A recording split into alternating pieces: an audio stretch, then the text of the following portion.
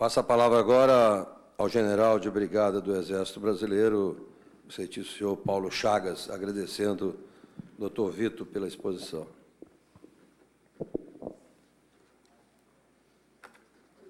Eu agradeço a oportunidade de estar aqui nesse auditório para tratar desse assunto que considero muito importante para a nação brasileira. Eu não sou operador do direito, nem jurista, sou apenas um soldado, um simples soldado de cavalaria.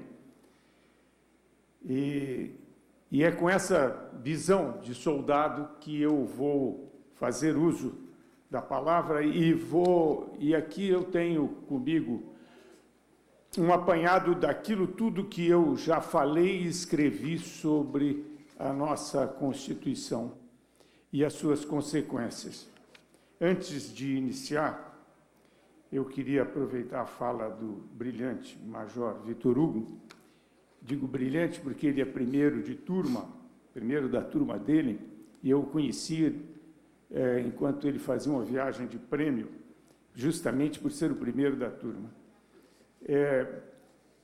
Mas eu queria fazer não uma correção, porque eu sei que a intenção que você falou foi no sentido comparativo, e de outras profissões, ou mesmo de outros critérios.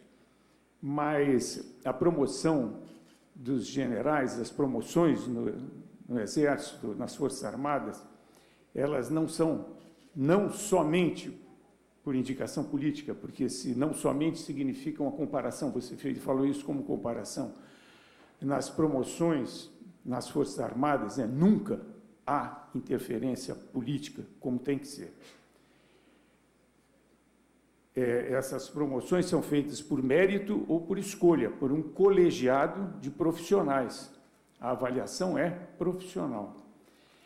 E para não dar um mau exemplo para os jovens estudantes militares que aqui estão se preparando para assumir as elevadas responsabilidades de chefia e comando do Corpo de Bombeiros do Distrito Federal, eu vou procurar cumprir os meus 10 minutos.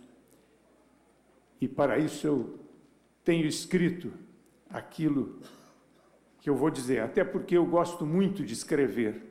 E eu gosto de escrever porque, quando você escreve, você pensa bem antes de escrever, porque não vai poder mais apagar. Você poderá, no futuro, se desdizer e se desculpar, evoluir, mas não poderá negar aquilo que foi dito. E eu inicio. Com o fim da Guerra Fria e a queda do Muro de Berlim, criou-se no mundo a falsa sensação de que as ameaças de conflitos armados haviam chegado ao fim. Chegava-se a dizer que as Forças Armadas haviam perdido a finalidade e muitos países reduziram efetivos recursos orçamentários destinados à defesa. Contrariando o sábio Sun Tzu, para quem o general prudente, quando o inimigo está longe, aproveita o tempo para tornar inexpugnável a sua defesa.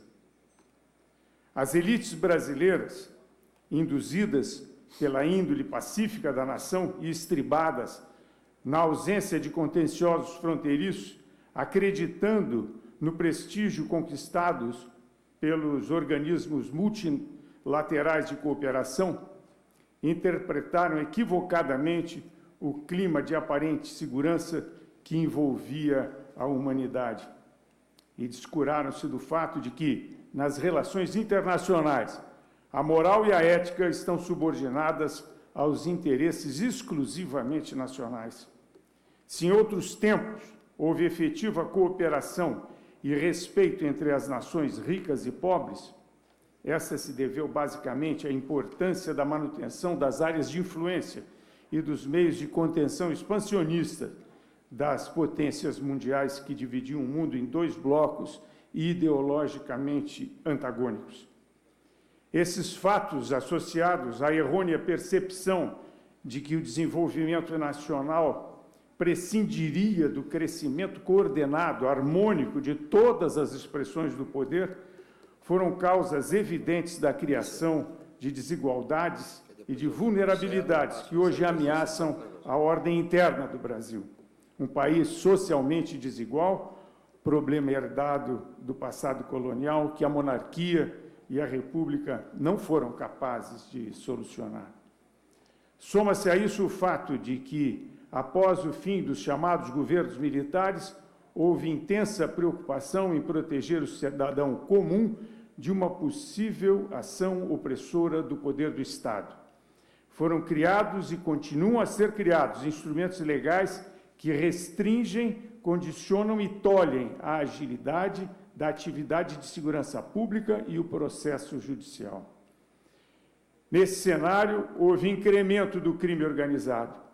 Os novos instrumentos, ao dificultarem o exercício do poder coercitivo pelo Estado, facultaram aos criminosos maior liberdade de ação, banalizaram o crime e difundiram no país um destrutivo clima de impunidade. As leis em vigor tornaram o cidadão comum, de bem, mais desprotegido e vulnerável à ação dos criminosos, que em determinadas áreas das grandes cidades constituíram poderes absolutos paralelos ao do Estado, o que nos leva a entender também que a segurança pública ou a situação da insegurança pública no Brasil não é apenas um problema de segurança pública, é um problema de defesa nacional. Não é por outra razão que temos intervenção federal com as Forças Armadas no Rio de Janeiro. Os legisladores, tentando proteger o cidadão de bem de uma possível ação repressora ou ditatorial, acabaram por proteger os criminosos e por estimular a criminalidade. Nesse clima de oportunismo, encontramos os movimentos de pressão social que, apropriados por lideranças radicais e ideologicamente revolucionárias e escudados na legitimidade das questões sociais que representam, têm praticado a desobediência civil. Integrantes do movimento dos trabalhadores sem terra já anunciaram publicamente a possibilidade de atuar pela luta armada para defender suas bandeiras e seus líderes. A atual Constituição Federal, promulgada 3 anos após o fim do regime militar, transformou a liberdade em libertinagem e instrumentalizou a impunidade. Não é por outra razão que o Museu de Arte Moderna de São Paulo chama de expressão artística um homem nu deitado em um tablado para ser apreciado por aculturados da era pós-moral em que vivemos. Não é por outra razão que a sociedade está desarmada e mesmo dizimada em mais de 60 mil vidas por ano, é obrigada a ouvir a hipocrisia de desarmamentistas especializados em prover a paz e que visam não mais do que impedi-la de decidir por si própria a sua autodefesa. Não é por outra razão que a Suprema Corte brasileira julga-se acima da vontade do povo, manifestada por intermédio de lei aprovada neste Congresso Nacional, e desconsidera o princípio da publicidade na apuração dos pleitos eleitorais, retirando deles a transparência e o controle de quem deveria deter todo o poder. Não é por outra razão que o Supremo Tribunal Federal tem tido tanto protagonismo na política nacional em um fenômeno chamado de judicialização da política, que eu prefiro chamar de politização do judiciário. Segundo o saudoso senador Roberto Campos, a nossa Constituição Federal é uma mistura de dicionário de utopias e regulamentação minuciosa do efêmero. É, ao mesmo tempo, um hino à preguiça e uma coleção de anedotas. É saudavelmente libertária no político, cruelmente liberticida no econômico e comoventemente utópica no social. Junto com ela, e talvez por causa dela, a história do Brasil vem sendo sistematicamente assediada por um movimento que parece interessado em destruir o orgulho, os valores e o patriotismo do povo brasileiro. As verdades históricas estão sendo distorcidas de forma grosseira e afrontosa. Até a obra do Duque de Caxias é posta em dúvida, enquanto que Carlos Lamarca, Carlos Marighella, Che Guevara e outros terroristas acabam tornando-se nomes de ruas, praças e escolas. Estas e outras consequências servem, ao mesmo tempo, a dois objetivos: ao enfraquecimento do poder nacional para fazer face às ameaças externas e à tomada do poder político através da estratégia indicada por Antônio Gramsci, visando ao enfraquecimento das convicções e dos valores que tornaram a sociedade imune à propaganda adversa de movimentos messiânicos. A democracia é um regime que pressupõe dinâmica social, igualdade de oportunidades, direitos e deveres. Todavia, exige ordem e ordenamento jurídico.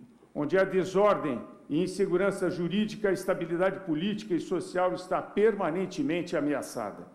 A corrupção, a crescente exploração política e ideológica de conflitos pela posse da terra e por teto, e a ampliação das ações do crime organizado são algumas evidências irrefutáveis da necessidade de mudança, de orientação e de mentalidade no estabelecimento e na condução das políticas de Estado no Brasil, sob pena de perda da capacidade de agir e de decidir o futuro que convém e que interessa à nação. Estamos na fronteira entre a desordem e o caos, e o limite está bem à nossa frente. Corremos o risco de ver a baderna se instalar, com sérias consequências que certamente desaguarão nas responsabilidades constitucionais das Forças Armadas, última reserva física e moral da pátria. Atentos a esse contexto, os militares, paradoxalmente, estão enquadrados em sua missão constitucional e dela não pretendem desviar-se. Nenhuma circunstância ou omissão os eximirá de defender as instituições.